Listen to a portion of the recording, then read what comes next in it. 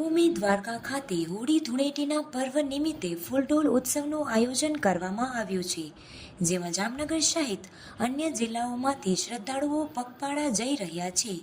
યાત્રીઓની સેવા અર્થે જે જગ્યાઓ પર કેમ્પનું આયોજન કરવામાં આવ્યું છે ત્યાં જામનગર કલેક્ટર કેતન ઠક્કરના માર્ગદર્શન હેઠળ આરોગ્ય વિભાગ દ્વારા કેમ્પમાં દવાઓની સુવિધા તેમજ યાત્રીઓને પીવાનું શુદ્ધ પાણી મળી રહે તે માટે ક્લોરિનેશનની કામગીરી કરવામાં આવી રહી છે, જેથી કરીને તેઓનું આરોગ્ય સ્વસ્થ રહે. જામનગર જિલ્લા વહીવટી તંત્રની આ ઉમદા કામગીરી બદલ લોકો સરકાર અને આરોગ્ય વિભાગનો આભાર વ્યક્ત કરી રહ્યા છે. મારું નામ મેરુભાઈ ડાયાભાઈ ભરવાડ, ગામ વસઈ, જય ગોપાલ ગ્રુપ વસઈ કેમ્પ કરી છીએ અમે.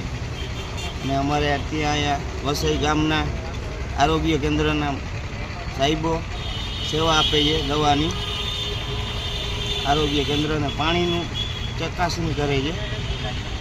તે બધું વર્ષોથી કરતા આવી ગયું અને અમારે ત્યાં સારી સેવા આપે છે, દવાની બધી.